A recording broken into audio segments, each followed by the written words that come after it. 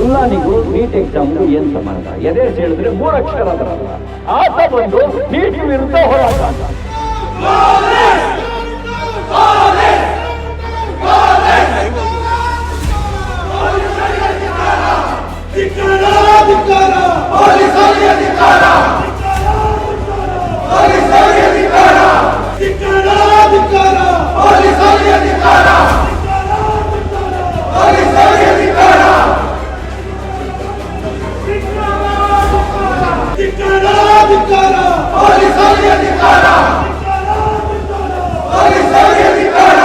ಪ್ರೀತಿಯ ವೀಕ್ಷಕರೇ, ನಿಮ್ಮೆಲ್ರಿಗೂ ನಮಸ್ಕಾರ. ನಾನು KJ ಹಳ್ಳಿ ಸುರೇಶ್. ಪ್ರಿಯ ವೀಕ್ಷಕರೇ, ಸಿಟಿ ರವಿ ಈಗ ತಾವು ಮಾತನಾಡಿದ ಮಾತಿನ ಕಾರಣಕ್ಕೋಸ್ಕರ ಈಗ ತಿಣುಕಾಡ್ತಿದ್ದಾರೆ, ಒದ್ದಾಡ್ತಿದ್ದಾರೆ.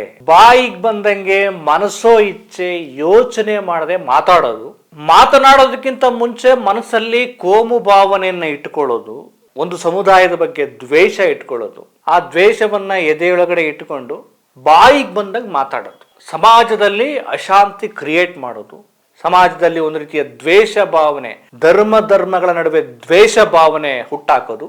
ಅದಾದ ನಂತರ ಇಲ್ಲ, ನಾನು ಮಾತೇ ಆಡಿಲ್ಲ, ನಾನು ಮುಸ್ಲಿಮರ ಬಗ್ಗೆ ಮಾತೇ ಆಡಿಲ್ಲ, ನನ್ನ ಮಾತನ್ನು ತಪ್ಪಾಗಿ ಅರ್ಥ ಮಾಡ್ಕೊಂಡಿದ್ದೀರಿ ಅಂತ ಹೇಳೋದು, ಉಲ್ಟಾ ಹೊಡೆಯೋದು. ಸ್ನೇಹಿತರೆ, ಸಿಟಿ ರವಿಯವರ ಮಾತು ನೀವೆಲ್ಲ ಕೇಳಿಸ್ಕೊಂಡಿದ್ದೀರಿ. ನೀಟ್ ಪರೀಕ್ಷೆಗೂ ಮುಲ್ಲಾನಿಗೂ ಏನ್ ಸಂಬಂಧ ಅನ್ನುವಂತ ಸ್ಟೇಟ್ಮೆಂಟು, ಜೊತೆಗೆ ಅವರ ಇನ್ನೊಂದು ಸ್ಟೇಟ್ಮೆಂಟ್ ಏನು, ಎದೆ ಸೇಳಿದ್ರೆ 3 ಅಕ್ಷರ ಇಲ್ಲ, ಇವರೆಲ್ಲ ಬಂದು ಮೋದಿ ರಾಜೀನಾಮೆ ಕೇಳ್ತಾರೆ, ಧರ್ಮೇಂದ್ರ ಪ್ರಧಾನ್ ರಾಜೀನಾಮೆ ಕೇಳ್ತಾರೆ ಅಂತ ಹೇಳೋ ಸ್ಟೇಟ್ಮೆಂಟ್. ಇದು ಎಲ್ಲಿ? ಇದು ಚಿಕ್ಕಮಗಳೂರಿನ ಒಂದು ಅವರದೇ ಕ್ಷೇತ್ರದಲ್ಲಿ ಕಾರ್ಯಕ್ರಮದಲ್ಲಿ ಆಡಿರುವಂತಹ ಒಂದು ಮಾತು. ಇದು ಯಾವುದು? ಯೂತ್ ಫಾರ್ ನೇಷನ್ ಆಯೋಜಿಸಿದಂತಹ ಒಂದು ಪ್ರತಿಭಟನಾ ಕಾರ್ಯಕ್ರಮದಲ್ಲಿ ಸಿಟಿ ರವಿ ಆಡಿದ ಮಾತು. ಯಾವಾಗ ಸಿಟಿ ರವಿಯವರು ನೀಟ್ ಪರೀಕ್ಷೆಗೂ ಮುಲ್ಲಾನಿಗೂ ಏನ್ ಸಂಬಂಧ, ಮತ್ತೆ ಇವರ ಎದೆ ಸೇಳಿದ್ರೆ 3 ಅಕ್ಷರ ಇಲ್ಲ ಅಂತ ಹೇಳಿದ್ರು, ಸಹಜವಾಗಿಯೇ ಮುಸ್ಲಿಂ ಸಮುದಾಯಕ್ಕೆ ಬೇಸರ ಆಗಿದೆ. ನಮ್ಗೆ ಒಂದು ಅರ್ಥ ಆಗ್ತಾ ಇಲ್ಲ, ಮುಸ್ಲಿಂ ಸಮುದಾಯದವರು ಸುಮ್ಮನೆ ಇದ್ರೂ ಕೂಡ ಪದೇ ಪದೇ ಕಾಲ್ ಕೆರೆದುಕೊಂಡು ಇವ್ರು ಯಾಕೆ ಈ ರೀತಿ ಆ ಸಮುದಾಯವನ್ನ ಕೆಣಕೋ ಕೆಲಸ ಮಾಡ್ತಿದ್ದಾರೆ, ಅದ್ರ ಬಗ್ಗೆ ವಿಶ್ಲೇಷಣೆ ಮಾಡ್ತೀನಿ. ಈಗ ನೋಟಿಸ್ ಕೊಡಕ್ಕೆ ಪೊಲೀಸ್ನವರು ಅವ್ರ ಮನೆಗೆ ಹೋಗಿದ್ರು, ಅದ್ರ ಬಗ್ಗೆ ಮಾತಾಡ್ತೀನಿ. ಯಾವಾಗ ಈ ಆಕ್ಷೇಪಾರ್ಹ ವಿವಾದಾತ್ಮಕವಾದ ಸ್ಟೇಟ್ಮೆಂಟ್ ಅನ್ನ ಸಿಟಿ ರವಿ ಕೊಟ್ಟರು, ಅವರ ವಿರುದ್ಧ ಕಂಪ್ಲೇಂಟ್ ದಾಖಲಾಗತ್ತೆ. ಜಮಿಯಾ ಸಮಿತಿಯ ಅಧ್ಯಕ್ಷ ಮುದಾಸಿರ್ ಫಾಷಾ ಅನ್ನೋರು ಅವ್ರ ವಿರುದ್ಧ ಕಂಪ್ಲೇಂಟ್ ಅನ್ನ ದಾಖಲಿಸ್ತಾರೆ. ಯಾವಾಗ ಈ ಆಕ್ಷೇಪಾರ್ಹ ಸ್ಟೇಟ್ಮೆಂಟ್ ಕೊಟ್ಟಿರೋದನ್ನ ಖಂಡಿಸಿ ಅವರ ವಿರುದ್ಧ ಪ್ರಕರಣ ದಾಖಲಾಗತ್ತೆ. ಸಹಜವಾಗಿ ಪ್ರಕರಣ ದಾಖಲಾದ ನಂತರ ಪೊಲೀಸರು ತಮ್ಮ ಕಾನೂನು ಪ್ರಕ್ರಿಯೆಯನ್ನ ಮುಂದುವರಿಸ್ತಾರೆ. ಚಿಕ್ಕಮಗಳೂರಿನ ಇನ್ಸ್ಪೆಕ್ಟರ್ ಅಭಯ್ ಪ್ರಕಾಶ್ ಅವರು ಈ ಬಗ್ಗೆ ಪ್ರಕರಣವನ್ನ ದಾಖಲಿಸಿಕೊಂಡು ಸಿಟಿ ರವಿಯವರ ಮನೆಗೆ ಹೋಗ್ತಾರೆ. ಮನೆಗೆ ಹೋಗಿ ಅವ್ರಿಗೊಂದು ನೋಟಿಸ್ ಕೊಡ್ತಾರೆ. ನೋಡಿ, ನಿಮ್ಮ ವಿರುದ್ಧ ಈ ರೀತಿ ಕಂಪ್ಲೇಂಟ್ ದಾಖಲಾಗಿದೆ, ಇದ್ರ ಬಗ್ಗೆ ನಾವು ಕಾನೂನು ಪ್ರಕ್ರಿಯೆಯನ್ನು ಮುಂದುವರಿಸಬೇಕು ಅಂತೇಳಿ ಸಿಟಿ ರವಿಯವರ ಮನೆ ಪ್ರವೇಶ ಮಾಡ್ತಿದ್ದಾಗೆ ಏನು ಅವರ ಬೆಂಬಲಿಗರು, ಅವರ ಅಭಿಮಾನಿಗಳು, ಪೊಲೀಸರು ಹೋಗಂಗಿಲ್ಲ, ಪೊಲೀಸರ ವಿರುದ್ಧ ಧಿಕ್ಕಾರ, ಹಾಗೆ ಹೀಗೆ ಅಂತೇಳಿ ಏನು ಘೋಷಣೆ ಕೂಗಿದ್ದು, ಅವರಿಗೆ ಅಡ್ಡಿಯಾಗಿದ್ದು, ಅವರಿಗೆ ಒತ್ತಡ ತಂದಿದ್ದು. ಆಗ ಅಭಯ್ ಪ್ರಕಾಶ್ ಅವ್ರು ಹೇಳ್ತಾರೆ, ನನ್ನ ಈ ಡ್ಯೂಟಿಗೆ ನೀವು ಕರ್ತವ್ಯ ಮಾಡೋದಕ್ಕೆ ತೊಂದರೆ ಕೊಡ್ತಾ ಇದ್ದೀರಿ, ಇದು ಸರಿಯಲ್ಲ, ನೀವು ನನ್ನ ಕರ್ತವ್ಯವನ್ನು ಮಾಡೋದಕ್ಕೆ ನೀವು ಅವಕಾಶ ಮಾಡಿಕೊಡಿ ಅಂತ ಹೇಳಿದ್ರು ಕೂಡ ಅವ್ರಿಗೆ ಒತ್ತಡ ಹಾಕೋದು, ಅವ್ರ ವಿರುದ್ಧ ಘೋಷಣೆ ಕೂಗೋದು ಎಲ್ಲ ಮಾಡ್ತಾರೆ.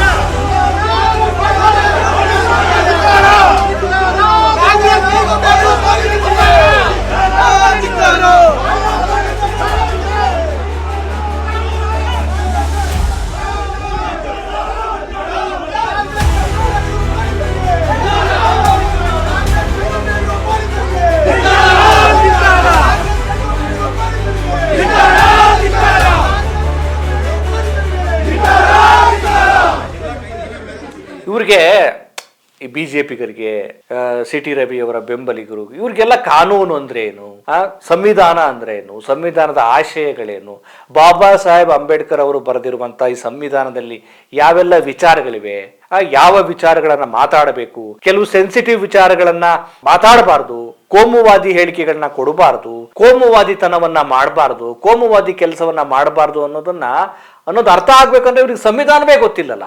ಫಸ್ಟ್ ಆಫ್ ಆಲ್ ಇವರು ಸಂವಿಧಾನವನ್ನು ಒಪ್ಕೊಳ್ಳೋದೇ ಇಲ್ಲ, ಸಂವಿಧಾನವನ್ನು ಒಪ್ಕೊಳ್ಳೋದಿಲ್ಲ, ಸಂವಿಧಾನದಲ್ಲಿ ಏನಿದೆ ಅಂತ ಗೊತ್ತಿಲ್ಲ. ಸೊ ಇದು ಗೊತ್ತಿಲ್ಲದಿದ್ದಾಗ ಇನ್ನೇನು ಮಾಡ್ತಾರೆ? ಅವರಿಗೆ ಪೊಲೀಸ್ ಅಧಿಕಾರಿಗಳು ಒಂದೇ, ಎಲ್ಲರೂ ಒಂದೇ. ಹೋಗಿ ಪೊಲೀಸ್ ಅಧಿಕಾರಿಗಳ ಕರ್ತವ್ಯಕ್ಕೆ ಏನಾದ್ರು ತೊಂದರೆ ಪಡಿಸ್ತಾರ? ಇವ್ರಿಗೆ ಗೊತ್ತಿಲ್ವಾ? ಪೊಲೀಸ್ ಅಧಿಕಾರಿಗಳ ಕರ್ತವ್ಯಕ್ಕೆ ಅಡ್ಡಿಪಡಿಸೋದು ಕೂಡ ಒಂದು ಅಪರಾಧ ಅನ್ನೋ ಪ್ರಜ್ಞೆನೇ ಇವ್ರಿಗೆ ಗೊತ್ತಿಲ್ಲ, ಅಲ್ಲೋಗಿ ಪ್ರತಿಭಟನೆ ಮಾಡ್ತಾರೆ ಅಂತಂದ್ರೆ ಇವ್ರಿಗೆಂಥ ಅಯೋಗ್ಯರು, ಇವ್ರೆಂಥ ಮುಟ್ಟಾಳರು, ಇವ್ರೆಂಥ ದಡ್ಡ ಶಿಖಾಮಣಿಗಳು ಅನ್ನೋದನ್ನ ನಾವು ಅರ್ಥ ಮಾಡ್ಕೊಳ್ಬೇಕು. ಇದಾಯ್ತಾ? ಪೊಲೀಸ್ನವ್ರು ಬಿಡ್ಬೇಕಲ್ಲ, ಅವ್ರು ಹೋಗ್ತಾರೆ. ಸಿ ಟಿ ರವಿ ಅವ್ರು ಹೇಳ್ತಾರೆ, ನೋಡ್ರಿ ನಿಮ್ಮ ವಿರುದ್ಧ ಪ್ರಕರಣ ದಾಖಲಾಗಿದೆ, ನಿಮಗೆ ನೋಟಿಸ್ ಕೊಡಕ್ ಬಂದಿದ್ದೀವಿ, ನಾವು ನಿಮ್ಮನ್ನ ವಿಚಾರಣೆ ನಡೆಸಬೇಕು, ಬನ್ನಿ ಅಂತ ಕರೀತಾರೆ. ಆಗ ಸಿ ಟಿ ರವಿ ಅವರು ಅದೇನು ಕಾನೂನಿನ ಎಲ್ಲ ಪ್ರಶ್ನೆಗಳನ್ನ ತೆಗೆದುಕೊಂಡು ಒಂದು ರೀತಿ ಕಕ್ಕಾಬಿಕ್ಕಿಯಾಗಿ ಹೋಗ್ಬಿಡ್ತಾರೆ. ಫಸ್ಟ್ ಆಫ್ ಆಲ್ ಯಾಕೆ ಈ ರೀತಿ ಸ್ಟೇಟ್ಮೆಂಟ್ ಕೊಡಬೇಕು? ಆಮೇಲೆ ಪೊಲೀಸ್ನವ್ರು ಬಂದ ನಂತರ ಯಾಕೆ ಉಲ್ಟಾ ಹೊಡಿಬೇಕು? ಇಲ್ಲ, ನಾನು ಕೊಟ್ಟ ಸ್ಟೇಟ್ಮೆಂಟೇ ಬೇರೆ, ನಾನು ಮುಲ್ಲಾನಿಗೆ ಹೇಳಿದ್ದು, ನಾನು ಮುಲ್ಲಾ ಅಂದ ತಕ್ಷಣ ಮುಸ್ಲಿಮ್ರಿಗೆ ಏನಾದರೂ ಸಂಬಂಧ ಇದೆಯಾ? ಏನು ಮಾತಾಡ್ತಾರೆ? ಇಲ್ಲಿ ಹಿಂದೂ ಧರ್ಮದ ಬಗ್ಗೆ ಮಾತಾಡಿ, ಹಿಂದೂ ಧರ್ಮದಲ್ಲಿರುವಂಥ ಭ್ರಷ್ಟಾಚಾರದ ಬಗ್ಗೆ, ಅಲ್ಲಿನ ಮೌಢ್ಯದ ಬಗ್ಗೆ ಮಾತಾಡ್ರಿ. ಹಿಂದೂ ಅನ್ನೋ ಪದವನ್ನು ಬಳಸಿ ನೀವೇನಾದ್ರು ನಿಂದನೆ ಮಾಡ್ತೀರಾ? ಮಾಡಲ್ಲ ತಾನೆ. ಹಂಗೆ ಯಾವ ಧರ್ಮದವರು ಕೂಡ ಯಾರು ಯಾರನ್ನ ನಿಂದನೆ ಮಾಡಬಾರ್ದು. ಮುಲ್ಲಾ ಅನ್ನೋ ಸ್ಟೇಟ್ಮೆಂಟ್ ಕೊಟ್ಬಿಟ್ಟು ಅದು ಮುಸ್ಲಿಮರಿಗೆ ಸಂಬಂಧಪಡಲ್ಲ ಅಂತ ಹೇಳೋದು. ಅದಾಯ್ತು, ಓಕೆ. ನೀವು ಹೇಳಿದ್ದೇನೆ ಅವತ್ತು, ನೀಟ್ ಪರೀಕ್ಷೆಗೂ ಮುಲ್ಲಾನಿಗೂ ಏನ್ ಸಂಬಂಧ? ಆಮೇಲೆ ಇವ್ರು ಎದೆ ಸೀಳಿದ್ರೆ 4 ಅಕ್ಷರ ಇಲ್ಲ, ಇವರೆಲ್ಲ ಬಂದು ಪ್ರತಿಭಟನೆ ಮಾಡ್ತಾರೆ. ಈಗ ಪೊಲೀಸರು ಅವ್ರನ್ನ ವಿಚಾರಣೆ ಮಾಡಕ್ ಬಂದಾಗ ಏನು ಹೇಳಿದ್ರಿ ಸಿ ಟಿ ರವಿ ಅವರೇ? ಸಿ ಟಿ ರವಿ ಹೇಳ್ತಾರೆ, ನೋಡಿ ನಾನು ವಿಡಿಯೋ ತೋರಿಸ್ತೀನಿ, ಆ ದೆಹಲಿಯಲ್ಲಿ ನೀಟ್ ಪ್ರೊಟೆಸ್ಟ್ ಮಾಡುವಂತ ಮುಲ್ಲಾಗಳು ಯಾವ ರೀತಿ ಬೆಂಕಿ ಹಚ್ಚುತ್ತಿದ್ದಾರೆ ಅಂತೇಳಿ ನೋಡಿ ನಾನು ವಿಡಿಯೋ ತೋರಿಸ್ತೀನಿ ಅಂತ ಒಂದು ವಿಡಿಯೋ ತೋರಿಸ್ತಾರೆ. ಆ ವಿಡಿಯೋ ಯಾವುದು ಅಂದ್ರೆ ಅದು ಬಿಹಾರದಲ್ಲಿ ಒಂದು ಅಪಘಾತ ಆಗುತ್ತೆ. ಇತ್ತೀಚೆಗೆ ನಡೆದಂತ ಒಂದು ಘಟನೆ, ಬಿಹಾರದಲ್ಲಿ ಒಂದು ರಸ್ತೆ ಅಪಘಾತ ಆದಾಗ ಆ ಅಪಘಾತ ಆದ ಸಂದರ್ಭದಲ್ಲಿ ಉದ್ರಿಕ್ತಗೊಂಡ ಒಂದಷ್ಟು ಜನರು ಅಲ್ಲಿ ಆ ಒಂದು ವೆಹಿಕಲ್ಗೆ ಬೆಂಕಿ ಹಚ್ಚುತ್ತಿರುವಂತ ಒಂದು ಘಟನೆ. ಅದು ಸಿ ಟಿ ರವಿ ಹೇಳ್ತಿರೋದೇನು ಅಂದ್ರೆ, ಇದು ದೆಹಲಿಯ ಜಂತರ್ ಮಂತರ್ನಲ್ಲಿ ಪ್ರತಿಭಟನಾ ನಿರತರು ನೋಡಿ ಮುಸ್ಲಿಂ ಸಮುದಾಯದವರು ಬೆಂಕಿ ಹಚ್ಚುತ್ತಿರೋ ವಿಡಿಯೋ ಅಂತ ಹೇಳಿ ಹೇಳ್ತಿರೋದು. ಅದು ಘಟನೆ ಆಗಿರೋದು ಬಿಹಾರದ ಸ್ಟೇಟ್ ಅಲ್ಲಿ ಇತ್ತೀಚೆಗೆ. ಅದು ರಸ್ತೆ ಅಪಘಾತಕ್ಕೆ ಸಂಬಂಧಪಟ್ಟ ಹಾಗೆ ಅಲ್ಲಿನ ಉದ್ರಿಕ್ತ ಜನರು ಮಾಡಿದಂತ ಒಂದು ಕೃತ್ಯ. ಬಿಹಾರದಲ್ಲಿ ನಡೆದಿರುವಂತಹ ಒಂದು ರಸ್ತೆ ಅಪಘಾತದ ವಿಡಿಯೋನ ಇಟ್ಟುಕೊಂಡು ದೆಹಲಿಯ ಜಂತರ್ ಮಂತರಲ್ಲಿ ನಡೆದಂತ ಘಟನೆ ಅಂತ ಹೇಳ್ತಾರಲ್ಲ, ಈ ಸಿ ಟಿ ರವಿ ಅವರಿಗೆ ಏನಾದ್ರೂ ಒಂದು ಸಾಮಾನ್ಯ ಜ್ಞಾನ ಇದೆಯಾ? ಒಂದು ಕಾಮನ್ ಸೆನ್ಸ್ ಇದೆಯಾ? ಕೊನೆ ಪಕ್ಷ ಒಂದು ಫ್ಯಾಕ್ಟ್ ಚೆಕ್ ಮಾಡಬೇಕು, ಇದರ ಸತ್ಯಾಸತ್ಯತೆಯನ್ನು ಪರಿಶೀಲಿಸಬೇಕು ಅನ್ನುವಂಥ ವಿವೇಕ ಇದೆಯಾ? ವಿಧಾನ ಪರಿಷತ್ ಸದಸ್ಯರಾಗಿದ್ದೀರಿ, ಮಂತ್ರಿ ಆಗಿದ್ದೀರಿ, ಸುದೀರ್ಘವಾದ ರಾಜಕಾರಣ ಮಾಡಿದ್ದೀರಿ, ನಾನು ಹೋರಾಟದಿಂದ ಬಂದಿದ್ದೀನಿ ಅಂತ ಹೇಳ್ತೀರಿ. ನಿಮಗೆ ಒಂದು ಕಾಮನ್ ಸೆನ್ಸ್ ಇಲ್ವಾ? ಯಾವ ವಿಡಿಯೋ ಎಲ್ಲಾಗಿದೆ ಮತ್ತು ಅದನ್ನು ಎಲ್ಲಿ ತಳುಕು ಹಾಕಿ ಮಾತಾಡ್ತೀನಿ ಅನ್ನುವಂಥ ನಿಮಗೆ ಪ್ರಜ್ಞೆ ಇಲ್ವಾ? ಕೊನೆಗೆ ಮಾಧ್ಯಮಗಳು ಹೇಳ್ತಾರೆ, ಇಲ್ಲ ಅದು ನೀವು ಹೇಳ್ತಿರೋ ತರ ಅದು ದೆಹಲಿಯ ಜಂತರ್ ಮಂತರಲ್ಲಿ ನಡೆದಂತ ಘಟನೆಯಲ್ಲ, ಅದು ಬಿಹಾರದಲ್ಲಾಗಿರೋ ಘಟನೆ ಅಂತ ಹೇಳಿದ್ರೆ, ಇಲ್ಲ ನನಗೆ ಬಂದಿರೋ ಮಾಹಿತಿ ಪ್ರಕಾರ ಅಲ್ಲೇ. ಸಿ ಟಿ ರವಿರೇ, ನಿಮಗೆ ಬರೋ ಮಾಹಿತಿಗಳು ಎಂತೆಂಥವು ಅಂತ ನಮಗೆ ಗೊತ್ತಿದೆ, ನಿಮ್ಮ ಬಾಯಲ್ಲಿ ಬರುವ ಮಾತುಗಳು ಎಂತೆಂಥವು ಅನ್ನೋದು ನಮಗೆ ಗೊತ್ತಿದೆ. ಮಾಧ್ಯಮದವರು ಕೂಡ ನಿಮ್ಮ ತಪ್ಪನ್ನ, ನಿಮ್ಮ ವಿವೇಕವನ್ನ, ಪ್ರಜ್ಞೆಯನ್ನು ಸರಿಪಡಿಸಿ ಹೇಳಿದ್ರು ಕೂಡ ನೀವು ಒಪ್ಕೊಳ್ಳಕ್ ರೆಡಿ ಇಲ್ಲ ಅಂತಂದ್ರೆ ನಿಜ ಹೇಳಿ, ನಿಮ್ಮ ತಲೆಯಲ್ಲಿ ಏನನ್ನ ಇಟ್ಕೊಂಡಿದ್ದೀರಾ, ನಿಮ್ಮ ಎದೆಯಲ್ಲಿ ಏನನ್ನ ಇಟ್ಕೊಂಡಿದ್ದೀರಾ? ಮತ್ತೆ ಹೇಳ್ತೀರಿ ನಾನು ಅದೇ ಮಾತಿಗೆ ಬದ್ಧನಾಗಿದ್ದೇನೆ, ನಾನು ಅದೇ ಸ್ಟೇಟ್ಮೆಂಟ್ಗೆ ಬದ್ಧನಾಗಿದ್ದೇನೆ ಅಂತ. ನಿಜಕ್ಕೂ ಹೇಳ್ತೀನಿ, ನೀವೆಲ್ಲ ಜನಪ್ರತಿನಿಧಿಗಳಾಗೋದಿಕ್ಕೆ ನಿಜವಾಗ್ಲೂ ಸಮರ್ಥರ ಅನ್ನೋದನ್ನ ಆತ್ಮಾವಲೋಕನ ನೀವೇ ಮಾಡ್ಕೋಬೇಕು. ಈಗಾಗಲೇ ನಿಮ್ಮ ಭಾಗದಲ್ಲಿ ನಿಮಗೆ ರಾಜಕೀಯ ಹಿನ್ನಡೆಯನ್ನ ಜನ ಕೊಟ್ಟಿದ್ದಾರೆ. ಅದಾದ ನಂತರವಾದ್ರೂ ನೀವು ಎಚ್ಚೆತ್ಕೊಳ್ಬೇಕಾಗಿತ್ತು. ಕೊನೆ ಪಕ್ಷ ನೀವು ಏನು ನಿಮ್ಮ ಅಜೆಂಡಾಗಳಿದಾವಲ್ಲ, ಕೋಮುವಾದಿತನ, ಬೆಂಕಿ ಹಚ್ಚೋದು, ಗಲಭೆ ಮಾಡೋದು, ರಾಮ ಮಂದಿರ ವಿಚಾರ ಹೇಳೋದು, ಹಿಂದೂ ಧರ್ಮದ ವಿಚಾರವನ್ನ ಹೇಳೋದು, ಮುಸ್ಲಿಮರನ್ನ ಟಾರ್ಗೆಟ್ ಮಾಡೋದು, ಪಾಕಿಸ್ತಾನ ವಿಚಾರವನ್ನ ಹೇಳುತ್ತಿರೋದು, ಇವೆಲ್ಲವೂ ಕೂಡ ಈಗ ಹಳೆಯ ಕ್ಯಾಸೆಟ್ಗಳಾಗಿವೆ. ಇದು ಜನ್ಜಿ ಜಮಾನ.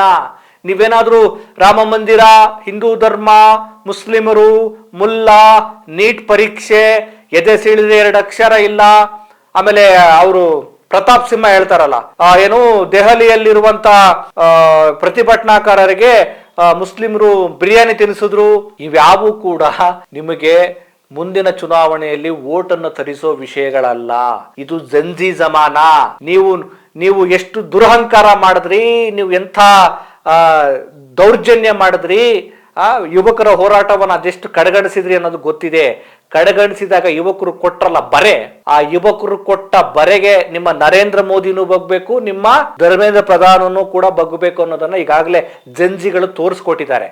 ಈಗ ನಿಮ್ಮ ಈ ಕೋಮುವಾದದ ಭಾಷಣಗಳು, ನಿಮ್ಮ ಹಳೆ ಕ್ಯಾಸೆಟ್ಗಳು ಈಗ ಸಿ.ಟಿ. ರವಿಯವರೇ ನಡೆಯಲ್ಲ. ಇದೆಲ್ಲ ಬಿಟ್ಟು ಒಳ್ಳೆ ಮನುಷ್ಯರಾಗೋ ಪ್ರಯತ್ನವನ್ನ ಮಾಡಿ. ನೀವೇನಾದ್ರೂ ಚುನಾವಣೆಯಲ್ಲಿ ಗೆಲ್ಲಬೇಕು ಅಂದ್ರೆ ಒಳ್ಳೆ ರಾಜಕಾರಣ ಮಾಡಿ. ಅದನ್ನ ಬಿಟ್ಟು ಬೆಂಕಿ ಹಚ್ತೀನಿ, ನಾನು ಮುಲ್ಲಾ ಅಂತೀನಿ, ನಾನು ಎದೆ ಸೀಳ್ತೀನಿ. ಮೊದಲು ನಿಮ್ಮ ಎದೆ ಸೀಳ್ಕೊಂಡು ಸ್ವಲ್ಪನಾದ್ರೂ ಕರುಣೆ ಪ್ರೀತಿ ಇದೆಯಾ ಅನ್ನೋದನ್ನ ನೋಡ್ಕೊಳ್ಳಿ. ನಿಮ್ಮ ಎದೆ ಒಳಗಡೆ ಸೀಳ್ಕೊಂಡು ಏನಿದೆ, ಅಲ್ಲಿ ಕೋಮುವಾದ ತುಂಬಿಕೊಂಡಿದೆ, ಅಲ್ಲಿ ಮುಸ್ಲಿಂ ದ್ವೇಷ ಇದೆ, ಮುಸ್ಲಿಮರ ಮೇಲಿನ ಕ್ರೌರ್ಯ ತುಂಬಿಕೊಂಡಿದೆ. ಅದನ್ನೆಲ್ಲ ಸರಿ ಮಾಡಿಸ್ಕೊಂಡು ಮನುಷ್ಯರಾಗೋ ಪ್ರಯತ್ನವನ್ನ ಮಾಡಿ. ಈ ಹಳೆ ಕ್ಯಾಸೆಟ್ಗಳನ್ನ ಬಿಟ್ಟು ಬಿಡಿ. ಈಗ ಪೊಲೀಸರಿಗೆ ಹೇಳ್ತೀರಿ ನೀವು, ಯಾವ ಕಾನೂನಿನ ಅನ್ವಯ ನೀವು ಪ್ರಕರಣ ದಾಖಲಿಸಿದ್ರಿ, ದೂರು ಕೊಟ್ಟವ್ರು ಯಾರು, ದೂರು ಕೊಟ್ಟ ತಕ್ಷಣ ಬಂಧನ ಮಾಡ್ಬಿಡ್ತೀರಾ? ಇಷ್ಟೆಲ್ಲ ಕಾನೂನಿನ ಪ್ರಜ್ಞೆ ಇರೋ ನೀವು ಒಬ್ಬ ಜನಪ್ರತಿನಿಧಿಯಾಗಿ ಒಂದು ಯಾವ ರೀತಿ ಸ್ಟೇಟ್ಮೆಂಟ್ ಕೊಡಬೇಕು ಅನ್ನೋ ವಿವೇಕ ನಿಮಗಿಲ್ವಾ? ಆಮೇಲೆ ಎಲ್ಲೋ ಆಗಿರೋ ಘಟನೆಯನ್ನ ಜಂತರ್ ಮಂತರ್ ಆಗಿದೆಯಾ ಅಂತ ಹೇಳ್ತೀರಲ್ಲ, ನಿಮ್ಮನ್ನ ಸುಮ್ಮನೆ ಬಿಡ್ಬೇಕಾ? ಒಬ್ಬ ಸಾಮಾನ್ಯ ಸ್ಟೇಟ್ಮೆಂಟ್ ಕೊಟ್ರೆ ಅರೆಸ್ಟ್ ಮಾಡ್ತಾರೆ. ನೀವೊಬ್ಬ ಜನಪ್ರತಿನಿಧಿಯಾಗಿ ಇಂಥ ಸ್ಟೇಟ್ಮೆಂಟ್ ಕೊಟ್ಟಾಗ, ಬೆಂಕಿ ಹೆಚ್ಚೋ ಸ್ಟೇಟ್ಮೆಂಟ್ ಕೊಟ್ಟಾಗ ನಿಮ್ಮನ್ನು ಸುಮ್ಮನೆ ಯಾಕೆ ಬಿಡಬೇಕು? ನೀವು ಹೊರಗಡೆ ಇರೋದಕ್ಕಿಂತ ಒಳಗಡೆ ಇದ್ರೆ, ಅಂದ್ರೆ ಜೈಲಲ್ಲಿ ಇದ್ರೆ ಬಹಳ ಒಳ್ಳೇದು ಅಂತ ಕಾಣುತ್ತೆ. ಈ ರೀತಿ ಸ್ಟೇಟ್ಮೆಂಟ್ ಕೊಟ್ರೆ ಸಮಾಜದ ಸ್ವಾಸ್ಥ್ಯತೆಯ ಗತಿ ಏನು? ಬದಲಾಗದಿದ್ರೆ ನಮ್ಮ ಜಂಜಿಗಳು ಬಿಡಲ್ಲ, ಬದಲಾವಣೆ ಮಾಡ್ತಾರೆ. ಅದಕ್ಕೆ ಮೋದಿನೂ ಬಗ್ಬೇಕು, ನೀವು ಬಗ್ಬೇಕು, ನಿಮ್ಮ ಬಿಜೆಪಿಯವರು ಬಗ್ಬೇಕು, ಧರ್ಮೇಂದ್ರ ಪ್ರಧಾನೂ ಬಗ್ಬೇಕು. ಈ ಹಳೆ ಕ್ಯಾಸೆಟ್ಗಳ ಪುರಾಣ ಬಿಟ್ಟು ಬಿಡಿ. ಇಷ್ಟೆಲ್ಲ ತಿಣ್ಕಾಡೋದು ಬೇಕಾ? ಸ್ವಲ್ಪ ಬದಲಾಗ್ರಿ ಸಿ.ಟಿ. ರವಿಯವರೇ, ಬದಲಾಗಿ. ನಮಸ್ಕಾರ.